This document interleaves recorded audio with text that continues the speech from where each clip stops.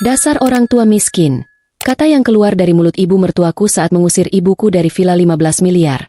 Langsung kubalas hingga membuat suami dan mertuaku kehilangan segalanya dan bersujud histeris di depan gerbang. Sebelum kita mulai lebih lanjut, yuk, tekan tombol suka, serta tombol subscribe agar tidak ketinggalan kisah menarik lainnya.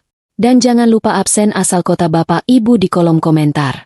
Semoga rezeki kita semua dilancarkan, kesehatan kita diberkahi, dan keluarga kita selalu harmonis dalam lindungannya. Amin. Malam itu, kemewahan terasa bagai beban yang melelahkan di bahuku.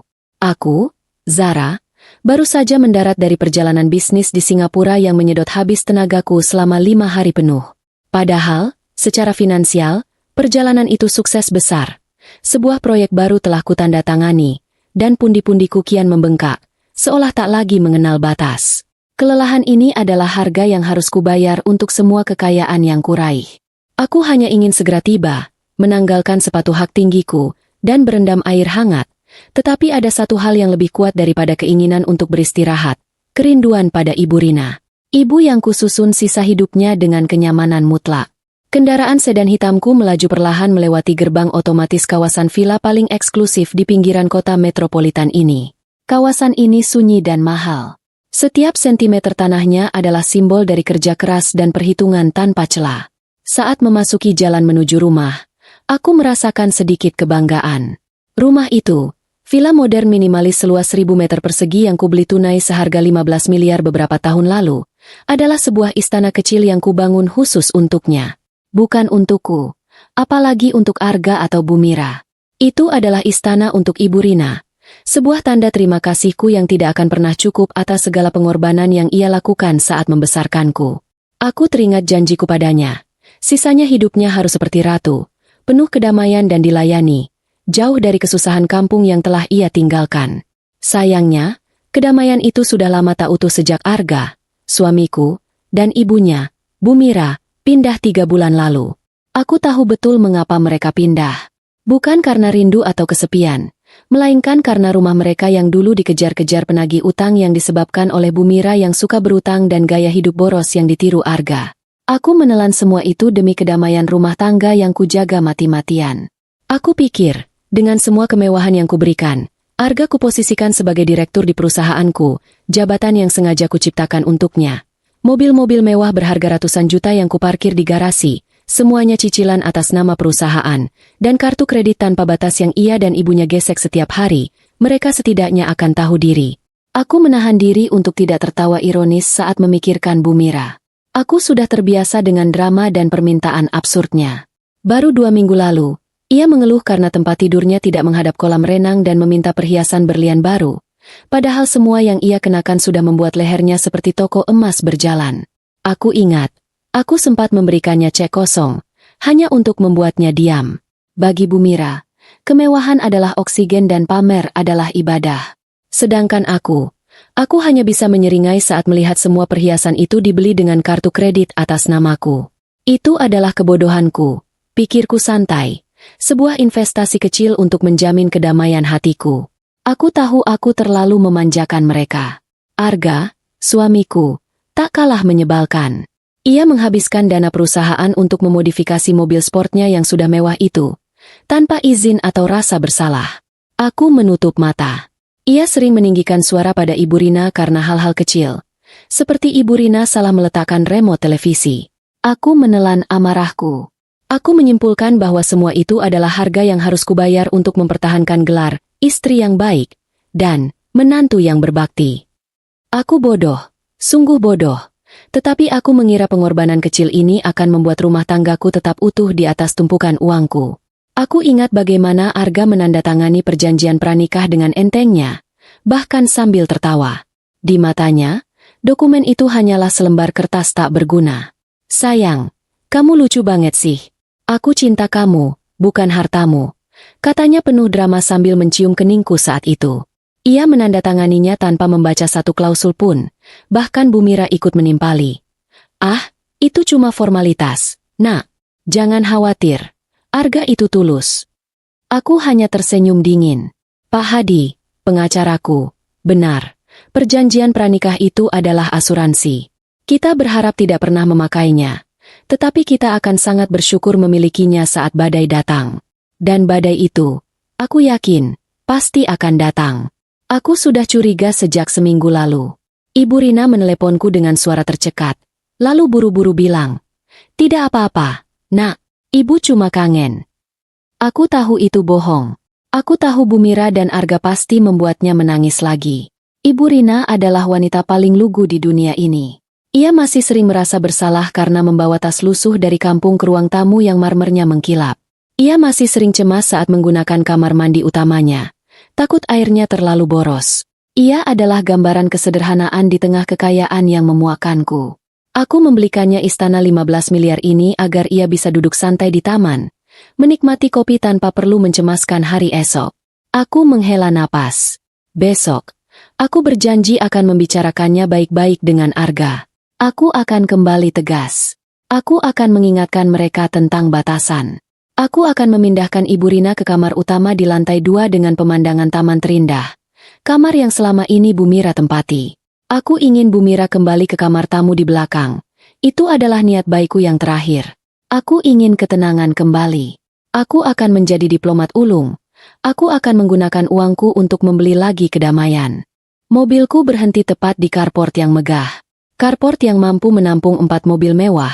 3 di antaranya adalah milik perusahaan yang kukendalikan. Aku mematikan mesin.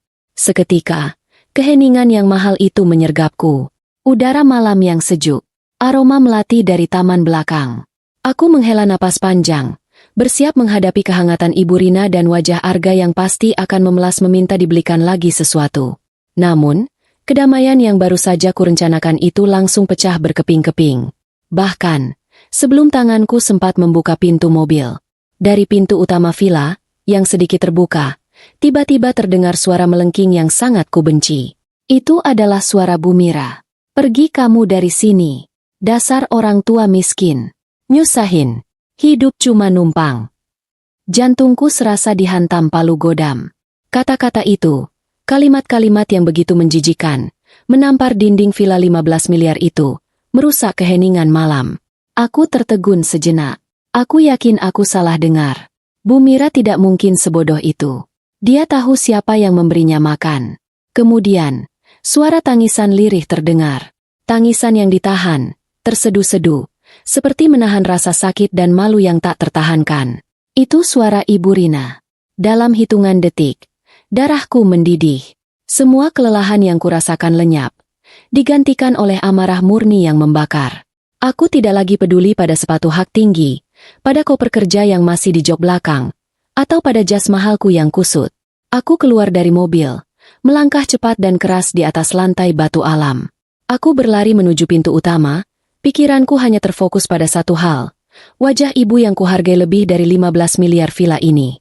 Wajah ibu yang mereka sebut, sampah miskin. Aku tidak perlu melihat lebih jauh. Di ambang pintu, pemandangan itu menyambutku, menghancurkan sisa-sisa kedamaian yang kubangun. Di lantai marmer Italia yang dingin dan mengkilap, Ibu Rina terduduk tak berdaya. Di sampingnya, tas pakaiannya yang lusuh dan sederhana berserakan. Sebuah foto kecilku waktu masih sekolah teronggok di dekat kakinya. Di depan Ibu Rina, Bu Mira berdiri berkacak pinggang. Perhiasan emasnya bergelantungan di leher dan pergelangan tangan, berkilauan di bawah cahaya lampu kristal. Wajahnya penuh kemenangan, mulutnya siap memuntahkan racun lagi. Dan Arga, suamiku, pria yang seharusnya menjadi pelindung bagi ibu mertuanya dan istrinya yang sedang tidak ada. Ia hanya berdiri santai, bersandar di pilar ruang tamu, seolah sedang menonton drama murahan. Wajahnya kesal, tetapi bukan karena ibunya sedang mengamuk, melainkan karena keributan itu mengganggu ketenangan malam. Aku berhenti, bibirku hanya bisa mengeluarkan satu kata. Kata yang dingin, pelan, tetapi penuh tekanan dan bahaya. Cukup. Suara tangisan Ibu Rina tercekat. Teriakan Bu Mira tertelan di tenggorokannya. Arga yang santai langsung berdiri tegak. Wajahnya pucat pasi seperti melihat hantu. Mereka berdua menoleh kaku ke sumber suara, ke arahku. Zara sudah kembali, dan permainan mereka sudah berakhir. Aku berdiri di ambang pintu, menjadi saksi bisu atas penghinaan yang membuatku bergidik ngeri. Aku menyaksikan dengan mata kepalaku sendiri bagaimana Bu Mira menendang tas lusuh Ibu Rina. Tas itu, yang berisi beberapa helai kain katun yang dijahit ibu sendiri, terlempar, isinya berhamburan. Bu Mira membentak lagi, suaranya menggema. Sudah kubilang, jangan bawa barang-barang kampungmu itu ke ruang tamu. Ini rumah mewah, tahu, bukan gubuk deritamu di desa. Aku hanya bisa melihat Ibu Rina menggeleng lemah. Air matanya membasahi pipi. Ia mencoba menjelaskan. Mira, aku cuma mau ambil minum di dapur. Aku tidak sengaja bawa tas ini. Bu Mira memotongnya dengan sinis. Halah, alasan. Kamu itu memang benalu. Harusnya Zara sadar. Membiarkan orang tua sepertimu tinggal di sini itu cuma bikin sial dan malu-maluin. Tiba-tiba, Arga angkat bicara. Aku berharap ia membela. Aku berharap ia memiliki sedikit saja rasa malu. Tetapi suara yang keluar dari mulutnya datar, dingin, dan menusukku lebih dalam daripada teriakan Bu Mira. Ibu, sudahlah Bu. Nanti biar satpam saja yang usir. Jangan bikin ribut.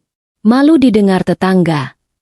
Kata-kata itu adalah pukulan telak yang membuatku hampir limbung. Suamiku, Arga, yang selama ini hidup dari keringatku, yang menggunakan kartu kreditku untuk membiayai hobi mahalnya, yang menduduki jabatan direktur boneka di perusahaanku, kini lebih peduli pada omongan tetangga daripada harga diri ibuku sendiri. Itu adalah pengkhianatan yang tidak bisa kutoleransi lagi. Aku teringat lagi pada wajah Bu Mira. Bu Mira, yang baru 3 bulan pindah ke sini, langsung meminta kamar tidur utamaku dengan alasan kamar tamu terlalu kecil dan tidak memiliki pemandangan taman yang bagus. Aku memberikannya. Aku pindah ke kamar yang lebih kecil. Aku menelan. Aku diam. Aku pikir, itu adalah harga mati yang harus kubayar. Aku juga ingat bagaimana Arga sering menggunakan fasilitas perusahaan untuk memodifikasi mobil sportnya tanpa izin. Aku tahu, tetapi aku diam. Aku melihat ia mengambil bonus karyawan untuk mentraktir teman-teman arisan ibunya, tetapi aku diam. Aku pikir, semua itu adalah pengeluaran kecil yang harus kubayarkannya untuk menjaga citra rumah tangga kami di hadapan publik. Aku memejamkan mata sejenak, menenangkan badai di dalam dadaku. Kesabaranku, yang kubanggakan sebagai benteng pertahanan terakhirku, kini telah runtuh. Mereka tidak hanya menginjak-injak perabot mahal di rumahku, mereka menginjak-injak satu-satunya orang yang tidak ternilai harganya bagiku, Ibu Rina. Aku membuka mata. Amarah itu lenyap, digantikan oleh ketenangan yang mematikan. Aku melangkah masuk. Gerakanku pelan, pasti, menciptakan irama sepatu yang menegangkan di lantai marmer. Aku mengabaikan koper dan tas kerja yang masih tergeletak di samping mobil. Pikiranku terfokus. Aku berjalan melewati Arga yang tiba-tiba pucat pasi dan Bu Mira yang langsung terdiam. Aku berjongkok. Tidak peduli gaun kerjaku menyentuh lantai. Tanganku yang terawat lembut memegang bahu Ibu Rina yang bergetar hebat. Ibu Rina mengangkat wajahnya yang basah oleh air mata. Zara, maafkan Ibu. Nak, Ibu tidak bermaksud. Ibu tidak salah apa-apa. Potongku. Suaraku lembut. Hanya untuknya. Aku memunguti pakaian ibu yang berserakan, melipatnya satu persatu dengan hati-hati, dan memasukkannya kembali ke dalam tas usangnya. Bu Mira yang bodoh menyalahartikan tindakanku. Ia tersenyum sinis. Nah, bagus. Kamu sendiri yang bereskan. Zara, suruh ibumu itu kembali ke kamarnya di belakang. Jangan bikin malu di ruang tamu. Aku selesai meresleting tas. Aku membantu Ibu Rina berdiri, memeluknya erat-erat, menyalurkan kekuatan yang hampir lenyap darinya. Lalu, aku berbalik. Aku menatap lurus ke arah Bu Mira dan Arga. Wajahku tanpa ekspresi. Ketenangan yang memancar dariku justru lebih menakutkan daripada amukan badai. Mereka tahu, badai yang sesungguhnya baru akan dimulai. Sayang, kamu sudah pulang. Arga tergagap. Keringat dingin mulai membasahi pelipisnya. Ia mencoba mendekat, memasang wajah memelas, seolah dialah korban di sini. Ah, Zara, syukurlah kamu pulang. Kamu harus lihat sendiri kelakuan ibumu ini. Bikin ulah terus dari tadi. Ibu kan cuma nasihati baik-baik biar dia tahu diri sedikit tinggal di rumah semewah ini. Aku menepis tangan Arga dengan kasar. Stres. Ulangku. Suaraku naik 1 oktav. Ibuku diusir seperti pengemis dari rumahku sendiri. Dan kamu bilang ibumu cuma stres. Bu Mira kembali tersulut. Bukan begitu. Zara, minta maaf? Enak saja. Kenapa ibu yang harus minta maaf? Harusnya ibumu itu yang minta maaf karena sudah bikin kotor rumah kamu ini. Bagaimana sih, Zara? Jadi istri bukannya membela suami dan mertua, malah membela orang tuamu yang jelas-jelas salah. Aku menatap Bu Mira. Tatapanku dingin, tajam, seolah menelanjangi semua kesombongan dan kebusukan hati wanita itu. Aku tersenyum tipis. Senyum yang jauh lebih menakutkan daripada amukan badai. Aku mengangkat pergelangan tanganku, menatap jam tangan berlian yang melingkar di sana. Sekarang jam 7:29 malam. Ucapku pelan. Suaraku terdengar jelas di ruangan yang mendadak hening itu. Arga dan Bu Mira saling pandang. Firasat buruk mulai menjalar di tulang sumsum mereka. Maksud kamu apa, Zara? Tanya Arga. Suaranya mulai bergetar. Aku menurunkan tanganku. Mataku yang indah kini mengeras tanpa ada sisa kehangatan. Kalian, kataku, memulai. Punya waktu 30 menit. 30 menit. Itulah batas waktu mereka untuk mengemasi semua barang-barang. Baju, perhiasan, sepatu, apa saja yang mereka miliki di villa ini. Arga berubah putih pasi. Bu Mira tertawa sumbang dan melengking. Hahaha, kamu sudah gila. Zara, kamu pikir kamu siapa? Kamu mau mengusir suamimu sendiri? Kamu mau mengusir ibu mertuamu? Sadar, Zara, ini rumah anakku juga. Kamu tidak punya hak apa-apa di sini. Jawabku, lebih dingin dari sebelumnya. Rumah ini sertifikatnya 100% atas namaku, Zara Lestari. Dibeli lunas dengan uang hasil kerja kerasku. Jauh sebelum aku membuat kesalahan terbesar dalam hidupku dengan menikahimu, Arga. Tidak ada harta gono gini. Potongku. Dan kamu, Bu Mira, Anda hanya tamu yang kuizinkan tinggal karena rasa hormatku pada suamiku. Tapi hari ini, rasa hormat itu sudah habis ludes terbakar bersamaan dengan kesombongan kalian yang mengusir ibuku. Aku melirik jam tanganku lagi. Waktu kalian berjalan. Tinggal 28 menit lagi. Aku berjalan santai menuju sofa tunggal termahal di ruangan itu. Sofa bludru berwarna zamrud yang biasanya diduduki Bu Mira seperti singgasana ratu. Aku duduk di sana, menyilangkan kakiku dengan anggun. Aku terlihat seperti seorang ratu yang siap memberikan titah. Aku mengambil ponselku dari dalam tas tangan, mencari satu nama kontak. Aku tahu, sekaranglah saatnya mengaktifkan asuransiku.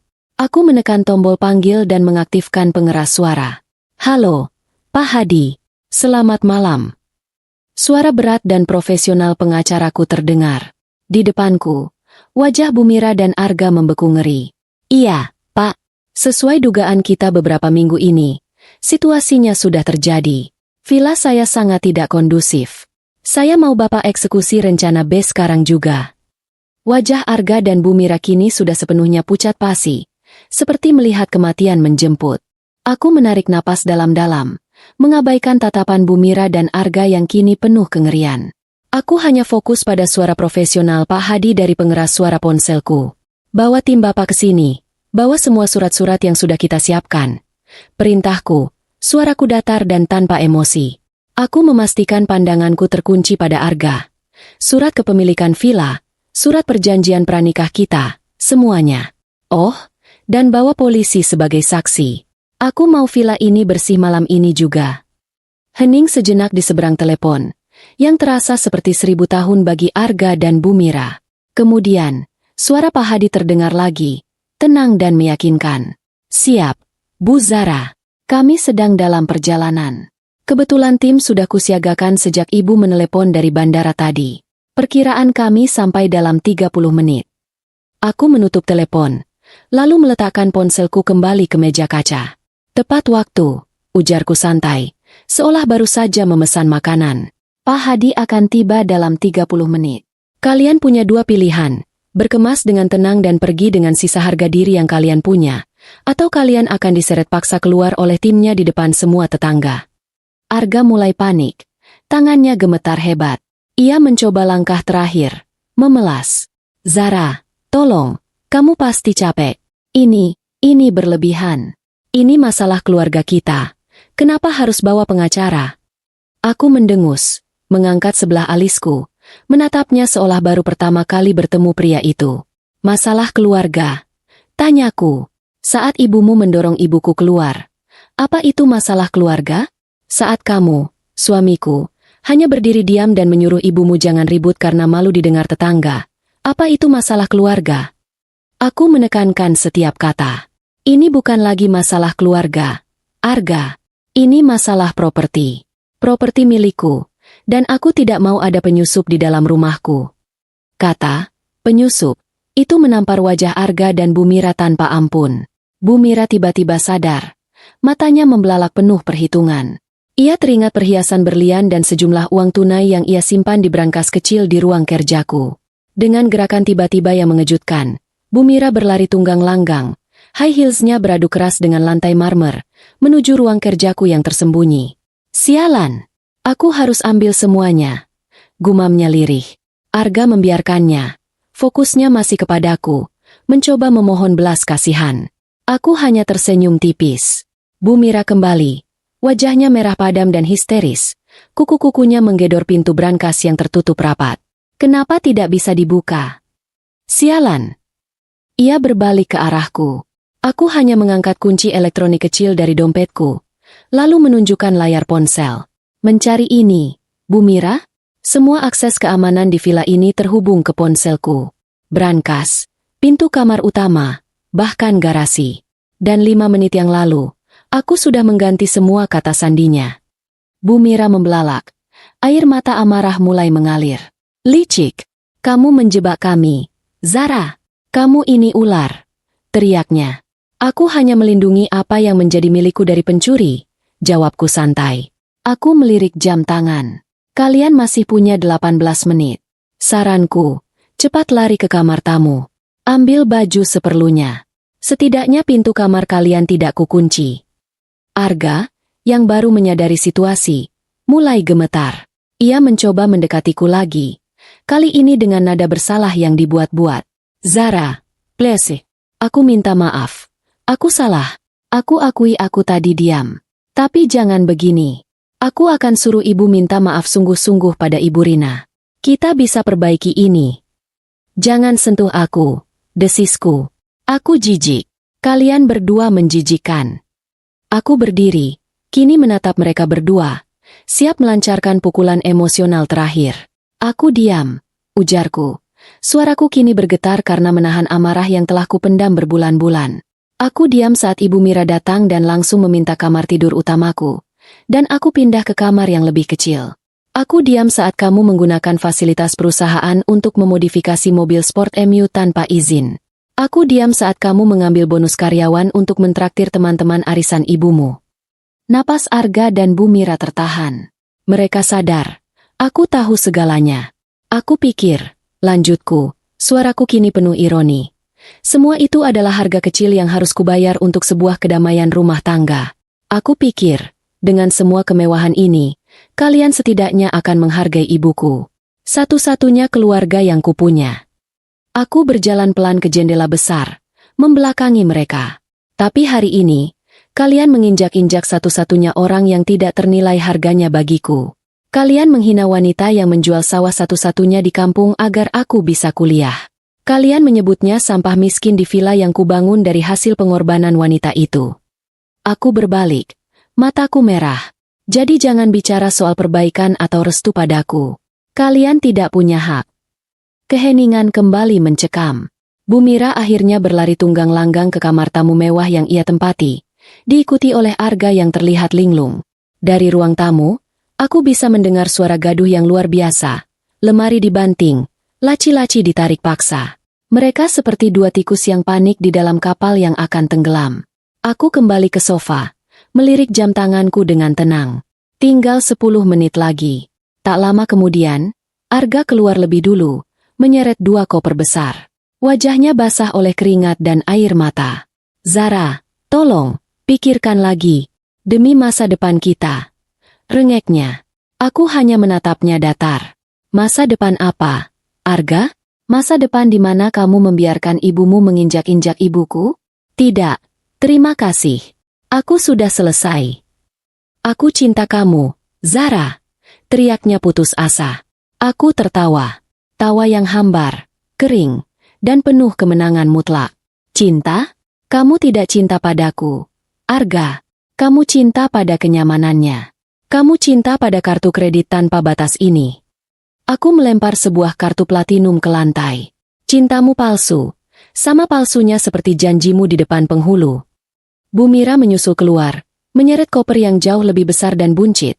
Pasti penuh dengan barang bermerek dan perhiasan yang bisa ia selamatkan dari lemari pakaian.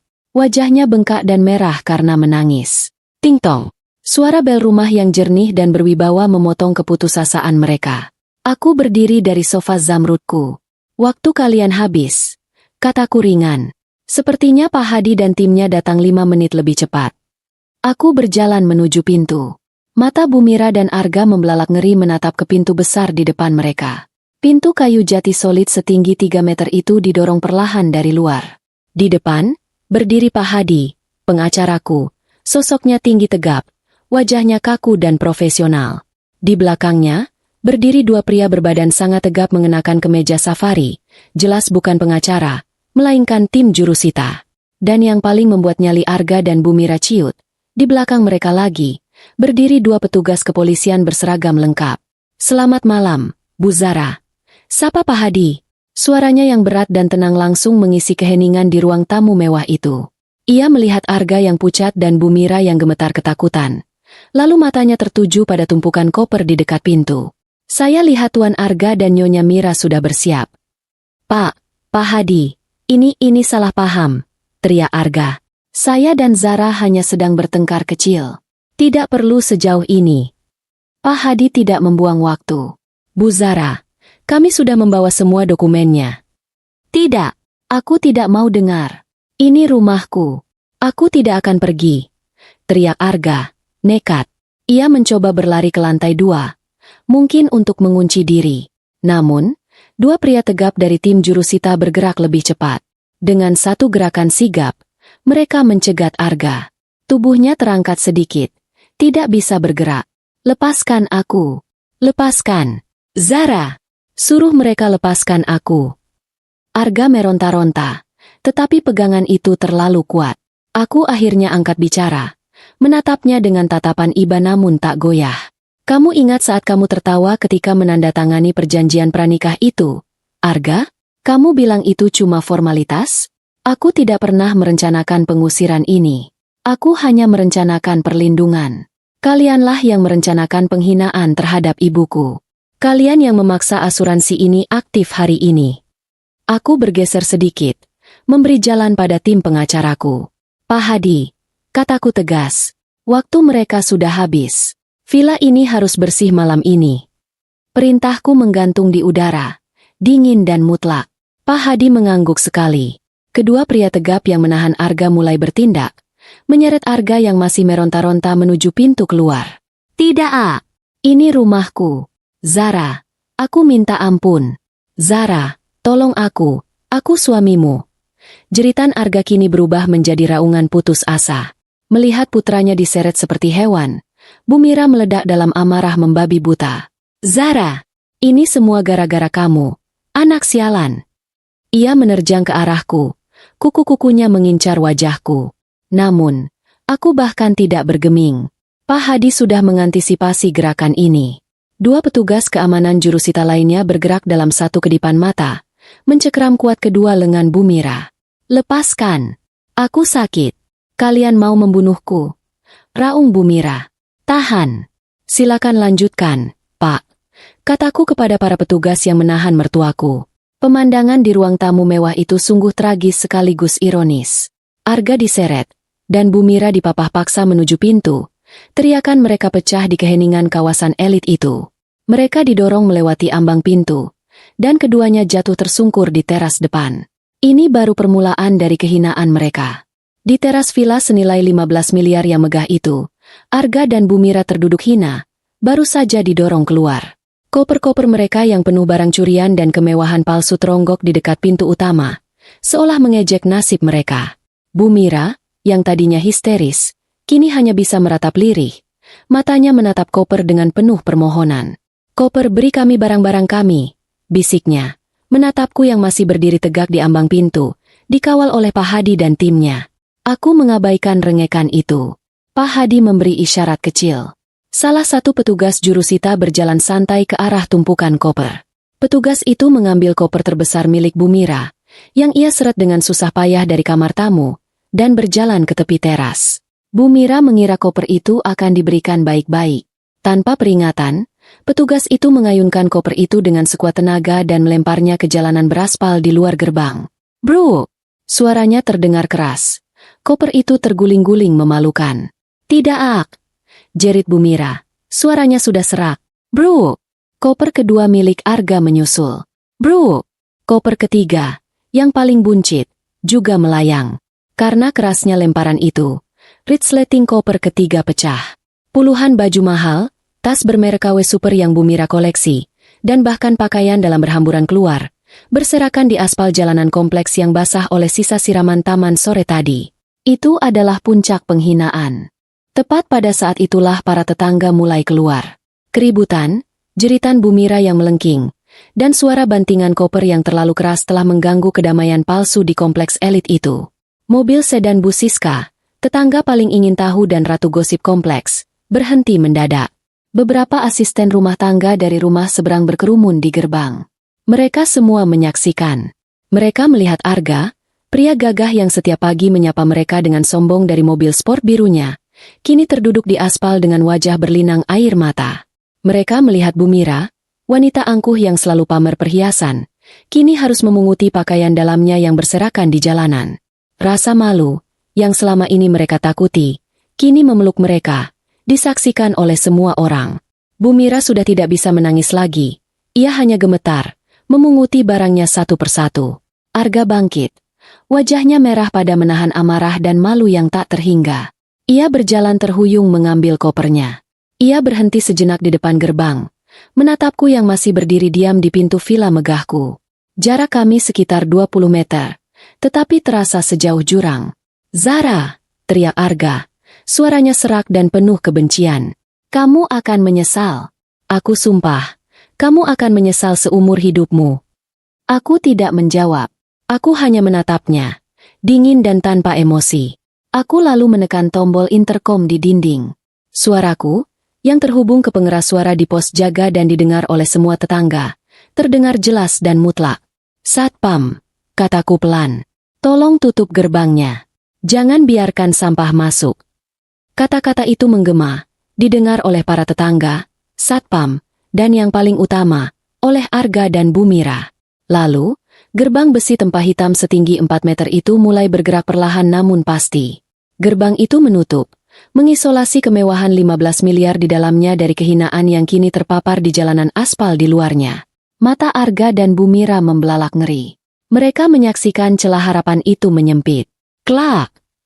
Kunci magnetik yang terpasang otomatis berbunyi tegas. Gerbang itu kini tertutup rapat. Kokoh tak tertembus. Aku menarik diri dari pintu. Selesai. Di luar gerbang, drama kehinaan itu berlanjut. Bu Siska melajukan mobilnya dengan sangat pelan, memastikan ia melihat setiap detik penderitaan mereka. Aku tahu, video itu pasti sudah menyebar di grup arisan kompleks sebelum aku selesai mandi malam ini. Satpam kompleks yang tadi kupanggil kini mendekati Arga dan Bu Mira dengan sikap tegas, memperlakukan mereka layaknya pengemis sungguhan. "Mohon maaf Pak Arga, Bu Mira," ucap satpam itu.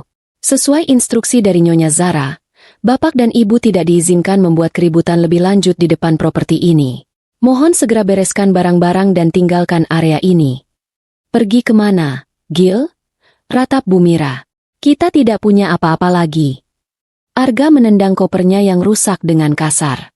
Ia teringat, selain mobil sport biru yang ia tahu atas nama perusahaan, aku juga membelikannya sebuah SUV mewah hitam untuk operasional sehari-hari. "Kita masih punya mobil," teriaknya.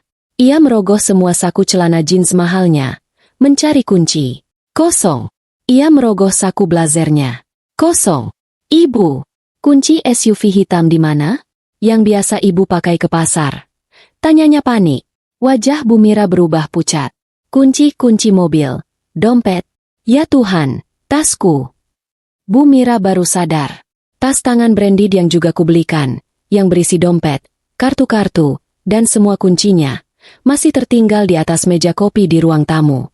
Tertinggal saat ia kalap hendak menerjangku tadi. Mereka kini benar-benar terdampar. Tidak punya kunci, tidak punya mobil. Arga mencoba menenangkan dirinya sendiri. Ia masih punya ponsel di sakunya. Aku panggil taksi online. Kita pergi ke apartemen lamaku. Dengan tangan gemetar karena marah dan malu, Arga membuka aplikasi taksi di ponselnya. Memproses pembayaran. Pembayaran ditolak. Silakan gunakan metode pembayaran lain. Arga mengerutkan kening. Sial. Jaringan. Ia mencoba lagi. Ditolak. Ia membuka aplikasi perbankan selulernya. Hendak memeriksa kartu kredit. Kartu Anda telah diblokir. Keringat dingin mulai membanjiri punggungnya. Ia membuka kartu debitnya. Saldo, Rp14.500. Tidak mungkin, desis Arga. Gajiku baru masuk kemarin. Ia baru sadar. Gajinya dibayarkan oleh perusahaanku. Aku bukan hanya memblokir kartu kredit tambahan. Aku sudah memblokir kartu gajinya dan kemungkinan besar telah menarik kembali gaji yang baru kutransfer dengan alasan penyesuaian aset perusahaan pasca pemecatan. Mereka tidak hanya diusir dari villa. Mereka tidak hanya kehilangan mobil. Mereka tidak punya uang sama sekali.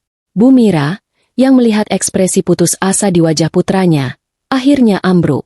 Ia duduk di aspal yang dingin, di samping pakaian dalamnya yang berserakan, dan menangis meraung-raung. Bukan tangisan marah, tetapi tangisan kekalahan yang sesungguhnya. Arga menatap gerbang hitam yang kokoh itu. Di baliknya, aku mungkin sedang menikmati teh hangat. Dengan geraman tertahan, Arga menyalakan ponselnya lagi. Baterai tinggal 15%. Dia menggulir kontaknya, melewati nama-nama teman sosialitanya. Mereka pasti akan menertawakannya. Akhirnya, ia berhenti pada satu nama, Randy, sepupunya yang tinggal di pinggiran kota, yang bekerja sebagai montir bengkel. Orang yang paling sering ia hina karena miskin dan tidak selevel. Dengan tangan gemetar karena egonya hancur, Arga menekan tombol panggil. Halo, Ren. Suara Arga serak. Wih, bos Arga, tumben telepon. Suara Randy terdengar ceria, penuh sindiran. Mau servis mobil sportnya di bengkel bututku? Arga menelan ludah. Ren, tolong aku. Ren, aku butuh tumpangan.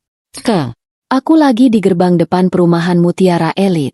Aku sama ibu. Ada jeda panjang. Kamu diusir, Gil? Tanya Randy. Nadanya berubah serius. Harga diri Arga hancur berkeping-keping. Tolong jemput aku. Ren, nanti aku ganti uang bensinmu. Aku mohon. Ya, tunggu di sana. 1 jam lagi aku sampai. Motorku lagi diservis. Aku pinjam mobil bak tetangga. Jawab Randy. Panggilan ditutup. 1 jam. Di pinggir jalan raya. Dengan koper rusak. Dan ibu yang histeris. Dan dijemput dengan mobil bak rongsokan milik tetangga. Arga bersandar di tiang lampu jalan, menatap kosong ke aspal. Karunia karma memang kejam, tetapi selalu tepat sasaran.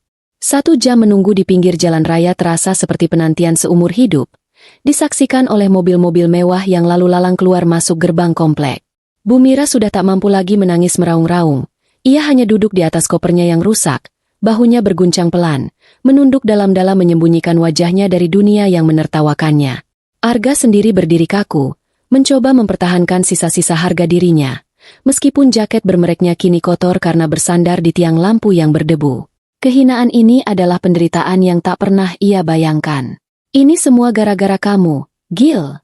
Tiba-tiba Bu Mira bersuara. Nadanya berubah menjadi rengekan menyalahkan. Kita tidak akan jadi tontonan begini kalau kamu bisa lebih tegas pada istrimu. Kita tidak akan diusir seperti ini. Arga yang sudah mencapai batas kesabaran, meledak. Ia menatap ibunya dengan mata merah. Diam, ibu, diam. Ini semua gara-gara mulut ibu. Kalau ibu tidak mengusir ibu Rina, kalau mulut ibu tidak seperti sampah menghina dia, kita tidak akan begini. Bentak Arga tajam. Bu Mira terlonjak kaget. Anak laki-laki kesayangannya, yang selalu ia bela, kini menyalahkannya di pinggir jalan raya yang kotor. Sekutu tunggalnya kini telah berbalik melawannya. Tepat 1 jam kemudian, suara mesin diesel tua yang sumbang dan berisik mendekat, memecah keheningan di mulut gang perumahan elit itu. Sebuah mobil pick-up tua berwarna biru pudar berhenti tepat di depan mereka. Bak belakangnya penuh goresan dan sedikit bau amis. Randy, sepupu Arga, menjulurkan kepalanya dari balik kemudi. Wajahnya berminyak, kaos oblongnya ada noda oli, tetapi matanya menatap Arga dan Bumira dengan pandangan yang sulit diartikan, campuran antara kasihan, bingung, dan sedikit rasa puas. Akhirnya, "Gil, Tante Mira," sapa Randy pelan. "Mobil kita naik ini," bisik Bumira ngeri, suaranya serak. Ia menatap bak belakang mobil itu yang bau terpal basah. Itu adalah titik terendah dalam hidupnya. Dari villa 15 miliar, kini ia harus naik mobil bak rongsokan milik orang yang selalu ia rendahkan. Arga memejamkan matanya erat-erat. "Cepat, Bu. Mau naik atau mau tidur di jalanan?" desis Arga, sudah kehilangan kesabaran untuk berdrama. Randy yang melihat keributan itu, tanpa banyak bicara, turun dari mobil. "Sini, Gil, biar ku bantu," katanya tulus. Lalu mengangkat koper terbesar dengan mudah dan melemparnya ke bak belakang. Blam! Bumira, dengan tubuh gemetar, terpaksa memanjat masuk ke kabin yang sempit dan pengap. Arga duduk berhimpitan di antara Randy yang bau oli dan ibunya yang bau air mata. Persneling mobil yang manual itu sering menyenggol lutut Arga setiap kali Randy berganti gigi. Tidak ada penyejuk udara, hanya jendela terbuka yang memasukkan angin malam yang panas dan berpolusi. Mobil bak itu pun melaju pelan, membawa mereka semakin jauh dari gerbang kemewahan Villa Zara.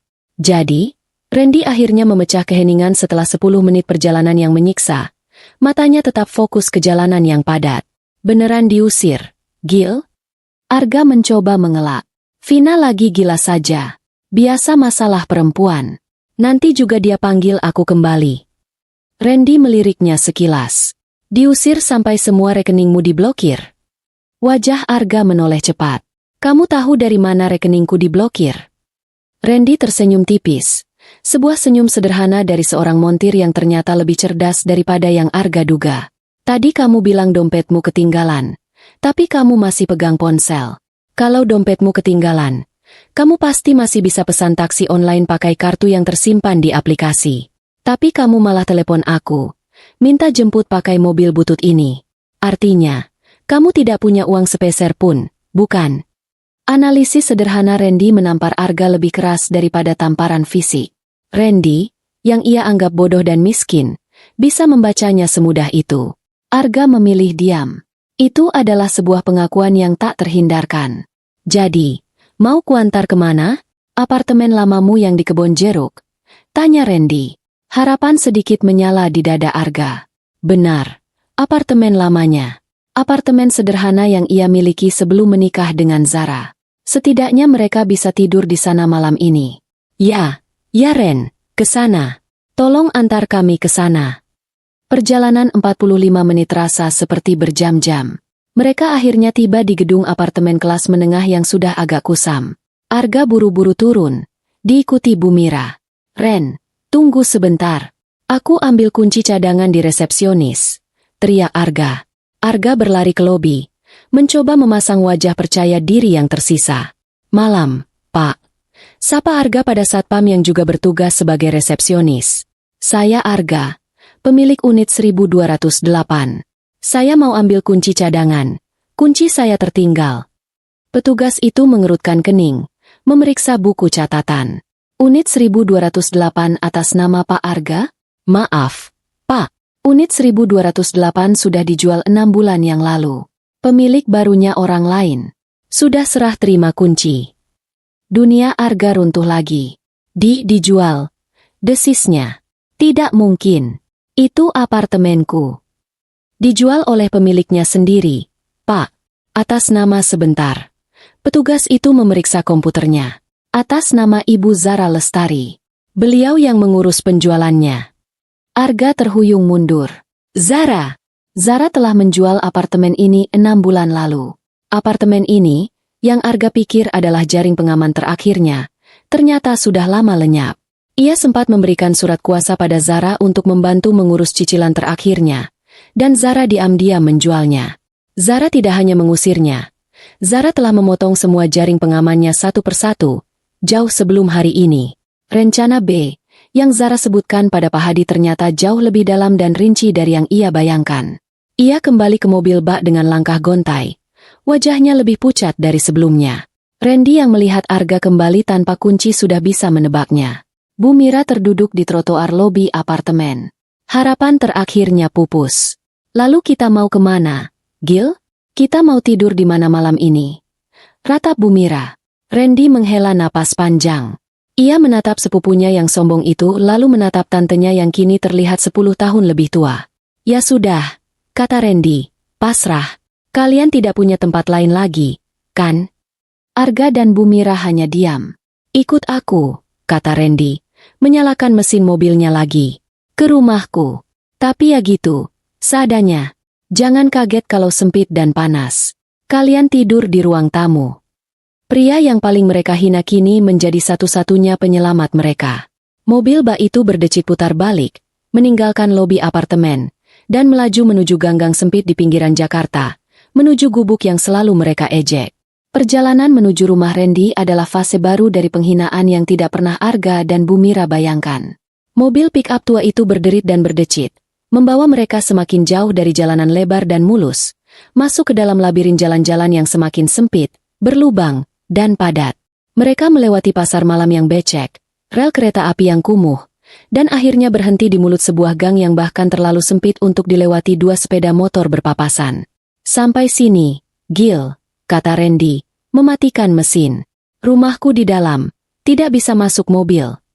Bau got dan bau masakan yang terlalu matang menyengat hidung Arga. Ia menatap gang gelap di depannya. Bu Mira menatap nanar. Mereka harus berjalan lagi, menyeret koper yang sudah rusak. Randy, tanpa banyak bicara, melompat turun. Biar aku bantu bawa satu, katanya. Maka, adegan memalukan itu terulang, tetapi kini di level yang berbeda. Bukan lagi di perumahan elit dengan tatapan sinis, tetapi di gang sempit yang ramai dengan tatapan penuh rasa ingin tahu dari anak-anak kecil dan ibu-ibu yang sedang mengobrol di depan rumah kontrakan. Rumah Randy adalah sebuah kontrakan petak di ujung gang. Sangat kecil. Pintu depannya langsung berhadapan dengan ruang tamu sempit, yang sekaligus berfungsi sebagai ruang makan dan bengkel kerja Randy. Beberapa onderdil motor yang berminyak tergeletak di sudut ruangan. Maaf, Gil, Tante, berantakan, kata Randy, meletakkan koper Bu Mira di dekat pintu. Ya beginilah. Bu Mira tidak bisa menahan nada jijiknya. Matanya membelalak melihat ruangan yang sumpek, panas, dan hanya diterangi satu lampu neon 10 watt yang berkedip-kedip. Dindingnya yang terbuat dari triplek terlihat sudah lapuk. Iya, Tante, ini rumahku. Gubuk yang selalu Tante ejek setiap lebaran, kata Randy. Nadanya mengeras mendengar nada bicara tantenya. Ia kemudian kembali membawa 2 gelas plastik berisi air putih dari dapur. Minum dulu, Tante. Ia lalu melempar sesuatu ke lantai. Sebuah tikar pandan yang sudah digulung. Beletak. Tikar itu digelar. Tipis, keras, dan berbau apek.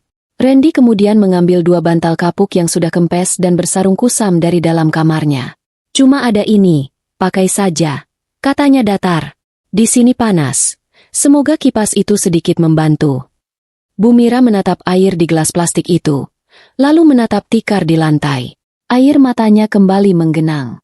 Dari kasur king size dengan spray sutra di villa 15 miliar, kini ia harus tidur di tikar pandan keras, di ruang tamu yang bau oli. Arga mengambil gelas itu dan menegaknya dalam sekali tegukan. Ia tidak peduli lagi. Tenggorokannya kering karena dehidrasi dan berteriak. Terima kasih, Ren. Kata Arga pelan. Itu adalah kata tulus pertama yang ia ucapkan pada sepupunya itu seumur hidupnya. Sementara Arga dan Bu Mira bersiap merebahkan tubuh lelah mereka di atas tikar pandan yang panas, di villa mewahku, keheningan yang kontras langsung mengambil alih. Aku baru saja keluar dari kamar mandi utama, selesai berendam air hangat. Villa itu terasa lega, damai, dan aroma parfum Bu Mira yang menyengat telah lenyap, berganti wangi yang menenangkan. Aku memeriksa kamar Ibu Rina. Ibu, setelah mandi air hangat dan berganti piyama katun yang nyaman, telah tertidur pulas di atas kasur king size yang baru kuservis. Wajahnya terlihat damai. Aku tersenyum, menutup pintu kamar Ibu Rina perlahan. Kamar itu, kamar tidur utama yang paling besar dengan pemandangan taman terindah, kini menjadi kamar ibu, seperti yang seharusnya sejak awal. Aku tidak tidur. Aku berjalan ke ruang kerjaku dan menyalakan laptop. Aku masih punya pekerjaan yang harus kuselesaikan, pekerjaan yang lebih penting daripada beristirahat. Mataku memindai layar, membuka folder aset perusahaan. Aku membuka catatan arus kas atas nama Arga. Aku melihat semua pengeluaran yang dilakukan suamiku. Gaji direktur boneka yang kuberikan ternyata tidak cukup. Mataku berhenti pada satu baris transaksi 3 minggu lalu. Sebuah transfer sebesar 300 juta rupiah ke rekening modifikasi mobil. Arga memodifikasi mobil sport biru itu menggunakan uang perusahaan, dan ia memasukkannya dalam kolom biaya operasional direksi. Operasional, ya? Aku tersenyum dingin. Tanganku bergerak cepat di atas papan ketik. Aku membuka dokumen hukum yang disiapkan Pak Hadi. Aku menambahkan satu lampiran baru, bukti transfer 300 juta itu. Aku mengirim email singkat ke Pak Hadi. Subjeknya, tambahan tuntutan Arga Pratama. Isinya, Pak Hadi, tolong tambahkan ini dalam berkas. Ini jelas penggelapan dana perusahaan. Aku mau dia membayarnya kembali lunas plus bunga. Setelah itu, aku membuka email perusahaan. Aku mengetik sebuah surat resmi singkat, padat, dan tanpa emosi. Ditujukan kepada seluruh jajaran direksi dan manajer. Subjeknya, pemutusan hubungan kerja saudara Arga Pratama. Aku menjadwalkan email itu untuk terkirim otomatis tepat pukul 8 pagi besok. Pekerjaanku belum selesai. Aku membuka berkas gugatan cerai yang sudah disiapkan Pak Hadi dan menandatanganinya secara digital. Aku juga menambahkan satu dokumen terpisah, sebuah surat tuntutan yang merinci total kewajiban Arga, pengembalian dana modifikasi mobil, biaya perjalanan pribadi Bu Mira, dan beberapa pengeluaran mencurigakan lainnya, dengan total mencapai Rp412.500.000. Surat itu kububuhi kalimat, surat tuntutan pidana penggelapan dana akan dilayangkan jika tidak ada itikat baik penyelesaian dalam 7x24 jam. Aku tidak hanya mengusir mereka menjadi gelandangan. Aku juga akan memastikan mereka dihadapkan pada neraka finansial dan ancaman penjara. Rencana Beku adalah memastikan Arga tidak hanya kehilangan kenyamanan, tetapi juga kehilangan kebebasan jika ia berani melawan. Pekerjaanku selesai. Aku menutup laptop, dan villa itu kembali diselimuti keheningan yang damai. Aku berjalan ke kamar tidurku. Rasa puas yang dingin menjalar dalam diriku. Di luar gang sempit itu, Bu Mira mungkin sedang digigit nyamuk. Di sini, aku hanya akan memejamkan mata, siap menyambut pagi yang penuh kejutan hukum bagi mereka. Pagi menjelang, Arga terbangun dengan cara yang paling buruk. Bukan karena alarm, melainkan karena suara bising dari luar. Tetangga Randy menyalakan musik dangdut dengan volume kencang. Punggungnya sakit, semua persendiannya kaku, dan ia merasakan gigitan nyamuk di mana-mana. Ia melihat ibunya, Bu Mira, tertidur dalam posisi duduk di atas koper. Wajahnya sembab dan kotor. Rumah kontrakan Randy terasa lengket, panas, dan bau. Ia meraih ponselnya. Baterainya tinggal 2%. Dengan kesal, ia mencabut colokan kipas angin tua yang berisik, lalu menancapkan charger miliknya di sana. Ponsel itu hidup. Layarnya menyala, dan bersamaan dengan itu, notifikasi email masuk beruntun. Bling! Email dari HRD perusahaan. Bling! Email dari Pak Hadi, pengacara. Bling! Email dari bagian keuangan. Jantung Arga berdebar kencang. Tangannya gemetar saat membuka email pertama. Kepada saudara Arga Pratama, isi email itu berbunyi, berdasarkan keputusan rapat direksi, terhitung sejak tanggal hari ini Anda resmi diberhentikan, PHK, secara tidak hormat dari jabatan direktur. Arga terkesiap. Dipecat. Jabatan boneka itu, yang memberinya akses pada kemewahan, kini dicabut. Ia membuka email kedua dari Pak Hadi. Dengan ini kami sampaikan surat gugatan cerai telah resmi kami daftarkan pagi ini di Pengadilan Agama. Cerai. Zara tidak main-main. Ia membuka email ketiga dari bagian keuangan. Ini bukan surat, melainkan lampiran tagihan yang mematikan. Rincian kewajiban pengembalian dana. 1. Modifikasi mobil sport non-standar tanpa persetujuan 300 juta rupiah. 2. Biaya perjalanan pribadi Nyonya Mira. 85 juta rupiah. Total kewajiban pengembalian dana, 412.500.000 rupiah. Bagian bawah lampiran itu menegaskan, surat tuntutan pidana penggelapan dana akan dilayangkan jika tidak ada itikat baik penyelesaian dalam 7 kali 24 jam. Ponsel itu terlepas dari genggaman Arga, jatuh ke tikar pandan yang kotor. 412 juta. Dia tidak hanya diusir, dipecat, dan diceraikan. Dia kini berutang ratusan juta pada Zara, dengan ancaman nyata akan dijebloskan ke penjara. Arga tidak bisa bernapas. Seluruh tubuhnya dingin. Ada apa, Gil? Bu Mira terbangun karena suara ponsel jatuh. Wajahnya penuh harapan palsu. Zara telepon? Dia minta maaf? Dia suruh kita kembali, kan? Arga tidak menjawab. Ia hanya menunjuk layar ponsel yang menyala di lantai. Bu Mira memungut ponsel itu. Ia membaca cepat. Matanya bergerak dari kata PHK ke cerai. Lalu matanya berhenti di angka 412.500.000 rupiah. Bu Mira tidak berteriak. Dia tidak menangis. Matanya membelalak. Napasnya tercekat. Lalu tubuhnya limbung ke samping. Ia jatuh pingsan di atas tikar pandan yang bau apek itu. Di ruang tamu sempit yang panas dan berisik. Ibu! Ibu! Bangun, Bu! Arga panik. Kepanikan ini berbeda. Ini panik murni karena takut kehilangan nyawa ibunya di tempat kumuh ini. Ia menggedor-gedor tirai kamar Randy. Randy, tolong. Ibuku pingsan. Randy keluar dengan wajah kaget. Ia tidak banyak bertanya. Astaga! Cepat ambil minyak kayu putih di kotak obat. Perintahnya. Arga berlari kalang kabut, membongkar tas yang ia bawa. Tetapi ia tidak punya obat apa-apa. Selama ini, semua disediakan olehku. Randy mendecakkan lidah. Ia berlari keluar gang dan kembali semenit kemudian, membawa sebotol kecil minyak angin murahan dan segelas teh hangat yang ia minta dari warung sebelah. Setelah beberapa saat yang menegangkan, Bu Mira terbatuk. Matanya terbuka perlahan, menatap langit-langit triplek yang kotor. Lalu, ingatan itu kembali menghantamnya. Cerai, penjara, utang ratusan juta. Bisik Bu Mira, suaranya serak. Gil, kita akan dipenjara. Zara akan memenjarakan kamu, nak. Bu Mira tidak lagi marah atau histeris. Ia menangis. Tangisan orang yang sudah kalah total. Ibu tidak mau kamu dipenjara. Ibu tidak mau. Aku tidak akan dipenjara, kata Arga. Mencoba terdengar tegar padahal lututnya gemetar. Bagaimana?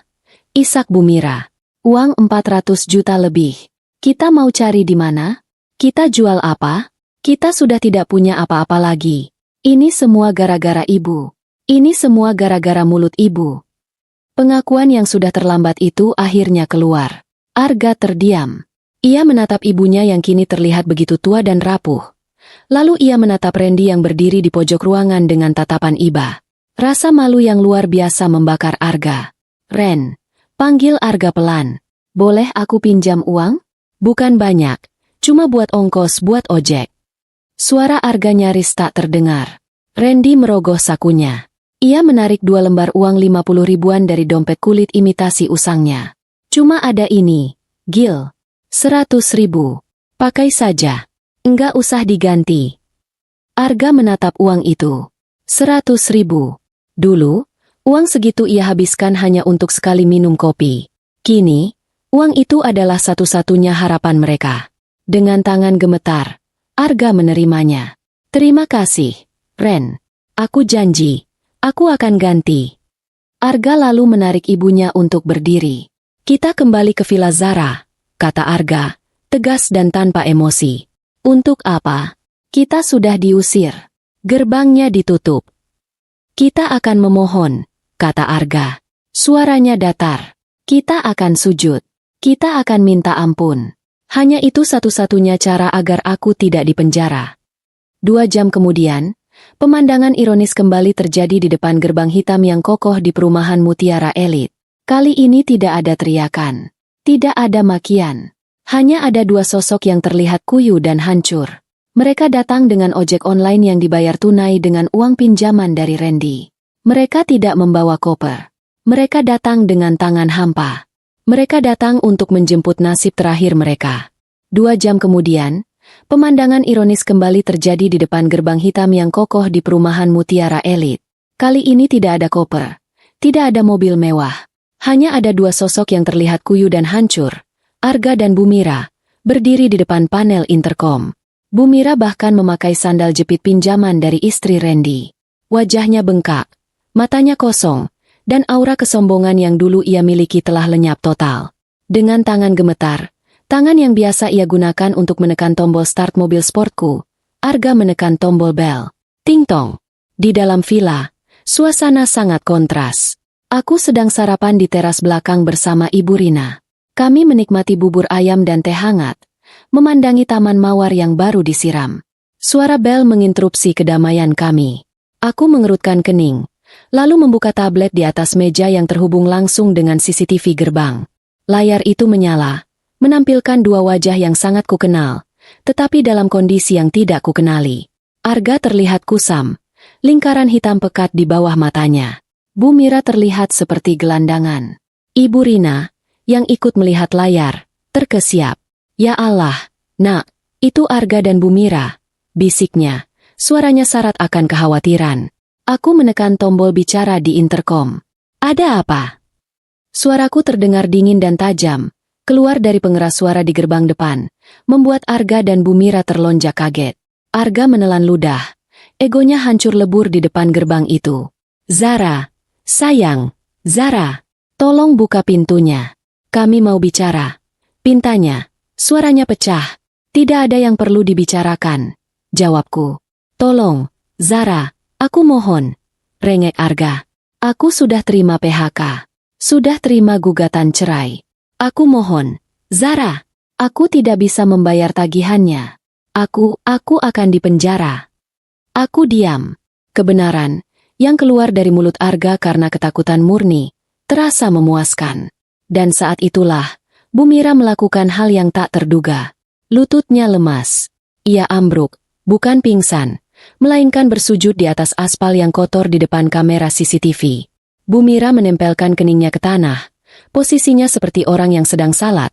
Tetapi ini adalah sujud penghambaan, sujud kekalahan yang total. Zara, nak, ampun, nak, maafkan ibu.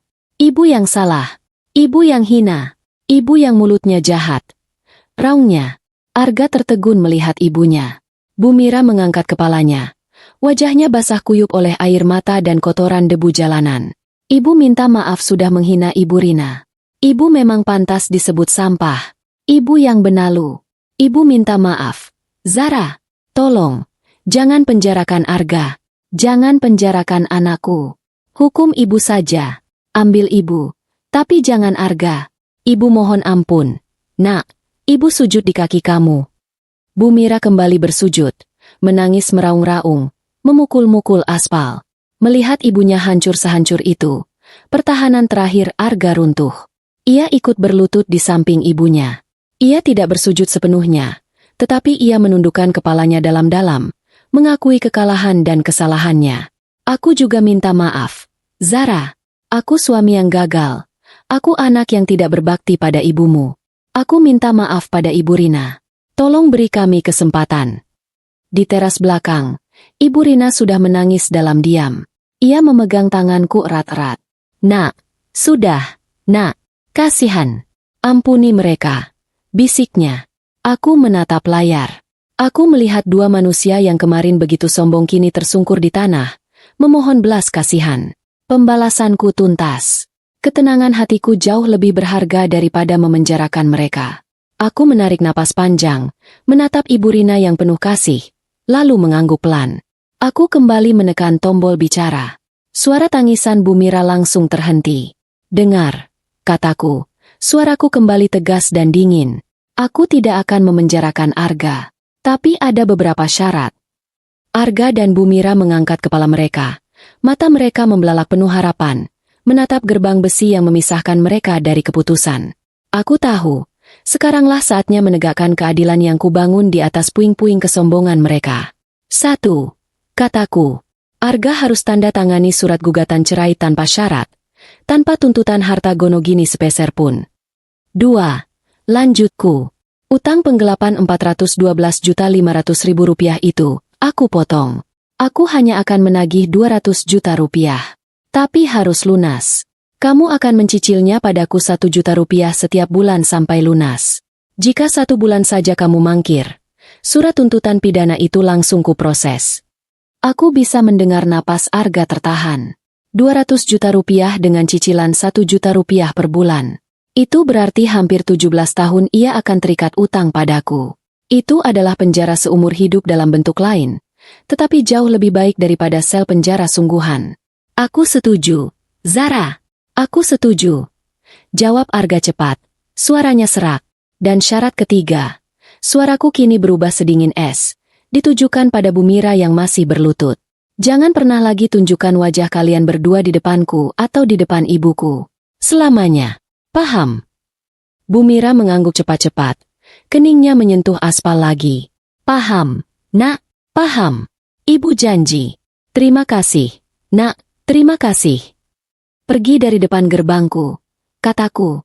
Pak Hadi akan menghubungi kalian nanti siang untuk menandatangani semua surat perjanjiannya di kantornya. Sambungan interkom terputus. Arga membantu ibunya berdiri. Mereka seperti dua orang yang baru saja selamat dari hukuman mati. Tanpa berkata-kata lagi, mereka berbalik. Mereka berjalan gontai, meninggalkan gerbang hitam itu selamanya. Di teras belakang, aku bersandar di kursiku, puas. Selesai, kataku pelan. Menatap Ibu Rina yang tersenyum lega. Arga dan Bu Mira berjalan gontai, meninggalkan gerbang itu selamanya, seperti dua bayangan yang tersisa dari kemewahan. Mereka tidak berbicara. Energi mereka habis, terkuras oleh air mata dan penghinaan yang baru saja mereka alami di aspal. Bu Mira terpaksa menahan rasa sakit pada kakinya yang lecet karena memakai sandal jepit pinjaman. Sementara Arga hanya fokus mencari pangkalan ojek atau taksi untuk mengantar mereka ke kantor Pak Hadi. Mereka harus segera menandatangani surat-surat itu sebelum tenggat waktu 7x24 jam habis, atau ancaman penjara akan menjadi kenyataan. Di kantor Pak Hadi, tidak ada drama. Hanya ada meja kayu mahal, dokumen-dokumen legal, dan suasana yang dingin dan profesional. Pak Hadi hanya memberi waktu 1 jam. Di depan Arga, terbentang surat gugatan cerai, yang ia tanda tangani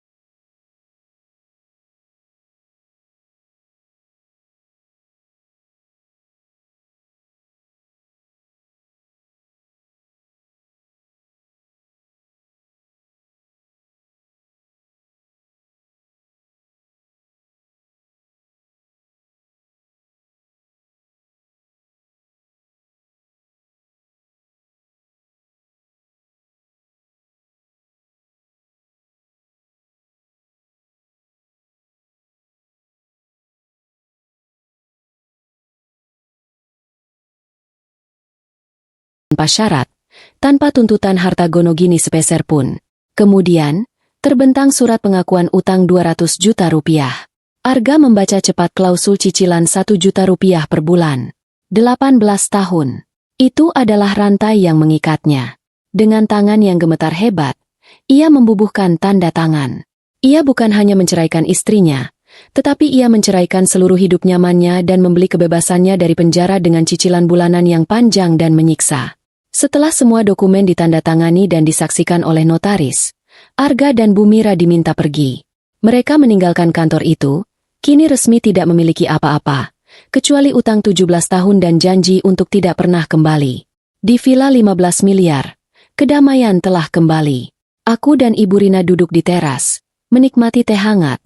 Rasa puas yang menenangkan menjalar dalam diriku. Ibu Rina, yang selama ini hanya bisa menangis diam, kini tersenyum lega. Aku menuntunnya ke kamar tidur utama di lantai 2. Kamar yang selama ini ditempati Bu Mira. Aku memastikan semua barang Bu Mira telah dikeluarkan, dan spray baru yang paling lembut telah terpasang. Mulai malam ini, Ibu tidur di sini, kataku. Ini kamar Ibu, dengan pemandangan taman terindah, seperti yang Zara janjikan dulu. Ibu Rina hanya bisa memelukku erat. Air matanya kini adalah air mata haru. Aroma villa itu, yang sempat pengap oleh aura kesombongan dan kejahatan, kini terasa hangat, sejuk, dan benar-benar seperti rumah. Beberapa bulan berlalu, dan hidupku kembali stabil, bahkan lebih baik. Aku tetap sukses dengan pekerjaanku, tetapi kini aku selalu pulang sebelum malam.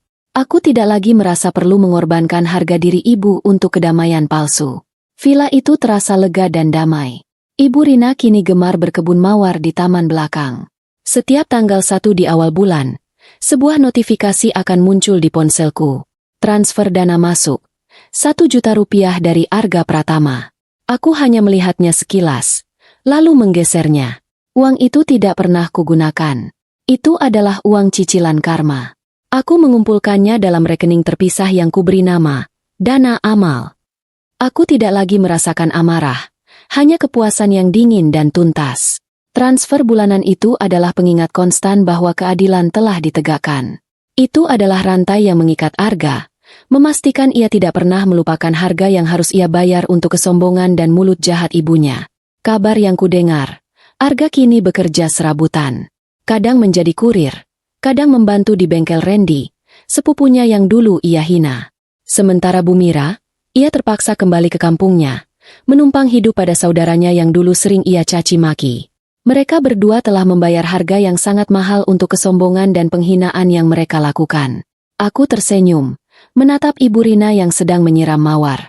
Villa ini dulunya hanyalah properti 15 miliar. Sekarang, ini adalah rumah yang sesungguhnya. Beberapa ratus kilometer jauhnya dari villa mewahku, Arga menjalani kehidupan barunya, penuh dengan keringat dan kelelahan fisik. Pria yang dulu selalu tampil licin dan wangi, kini berkutat dengan oli dan mesin di bengkel Randy. Tangan yang biasa memegang kemudi mobil sport dan kartu kredit platinum, kini harus mengangkat ban dan membersihkan onderdil yang kotor. Upah yang ia dapatkan sebagai montir serabutan sangat kecil, hanya cukup untuk makan seadanya dan, yang terpenting, membayar cicilan bulanan yang mengikatnya padaku. Ironi hidup Arga terasa menusuk. Ia yang dulu menghabiskan uangku ratusan juta untuk memodifikasi mobil yang kini telah kutarik kembali, kini harus bekerja keras untuk mendapatkan 100.000 rupiah per hari. Setiap gajinya masuk, ia tahu bahwa sebagian besar akan langsung berpindah ke rekeningku sebagai tebusan atas kesombongannya. Hubungannya dengan Randy kini berubah total. Randy, sepupu yang dulu selalu ia hina, kini menjadi bos, penyelamat, dan satu-satunya jembatan antara Arga dan kebebasan dari penjara. Arga tidak lagi punya ruang untuk angkuh. Hanya ada rasa malu dan penyesalan yang ia telan setiap kali Randy memberinya secangkir kopi murahan di sela-sela waktu istirahat.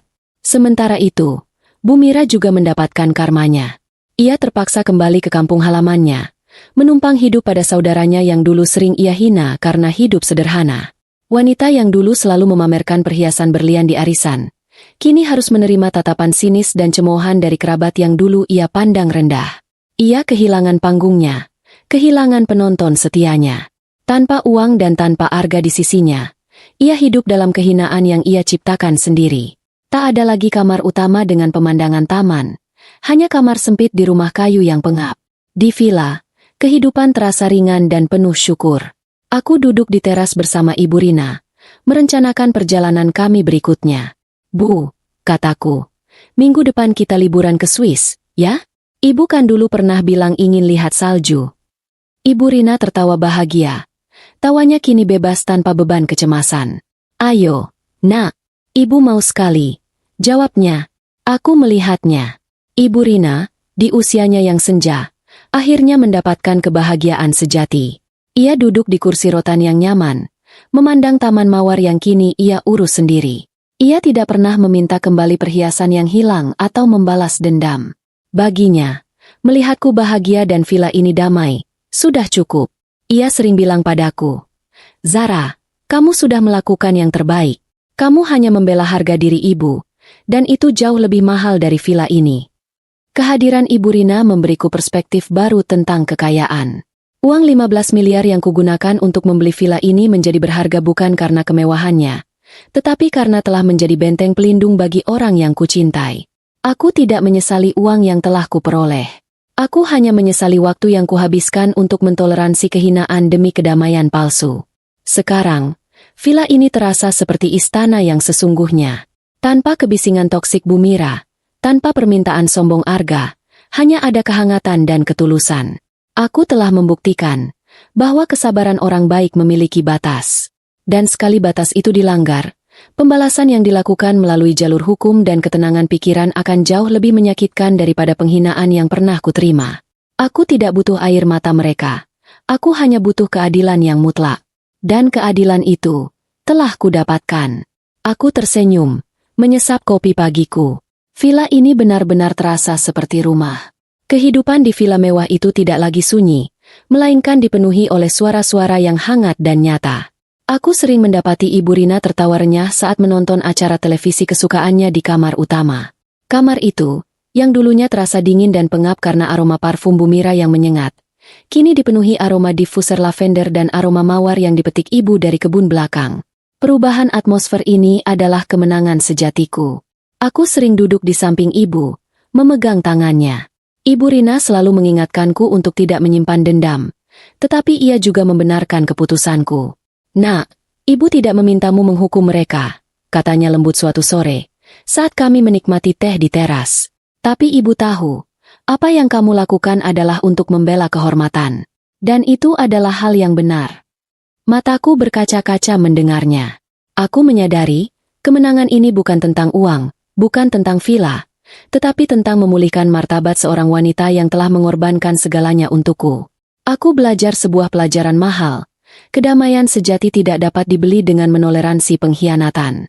Aku telah menghabiskan bertahun-tahun mencari kedamaian rumah tangga dengan uang dan kesabaran, hanya untuk menyadari bahwa aku telah membayar harga yang salah. Kedamaian sejati terwujud ketika batas-batas ditegakkan dengan tegas. 3 bulan setelah pengusiran itu, aku menepati janjiku yang lain pada Ibu Rina. Kami terbang ke Swiss. Momen pertama Ibu Rina melihat salju sungguh tak ternilai harganya. Di antara pegunungan Alpen yang megah dan putih, Ibu Rina tertawa seperti anak kecil, memegang tanganku erat-erat. Aku mengambil fotonya. Wajahnya berseri-seri, senyumnya tulus. Jauh berbeda dengan wajahnya yang selalu ditekuk dan menangis saat masih di villa bersamaku. Aku membelikannya pakaian musim dingin termahal, memastikannya makan makanan ternak, dan tidur di hotel terbaik. Pengalaman ini adalah puncak dari janji masa tua yang nyaman yang kuberikan.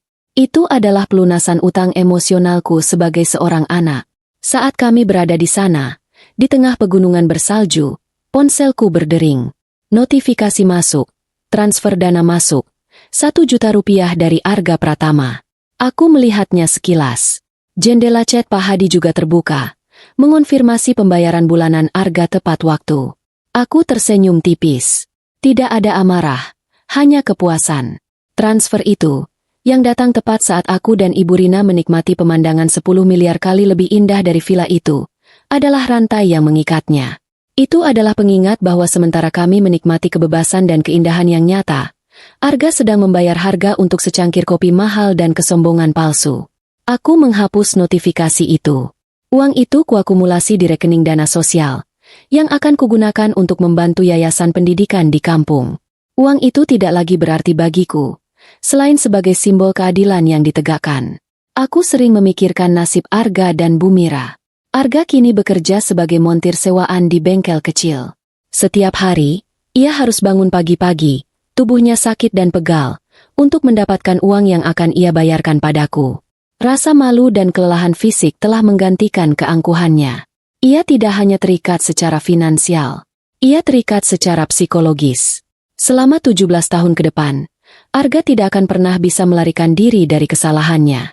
Ia tidak bisa berlibur mewah, tidak bisa membeli barang mahal, bahkan tidak bisa bermimpi membuka usaha sendiri tanpa persetujuanku, karena setiap kelebihan uangnya harus ia gunakan untuk melunasi utang. Itu adalah hukuman yang lebih kejam daripada penjara, karena itu adalah penjara yang ia ciptakan sendiri, dibayar dengan keringatnya.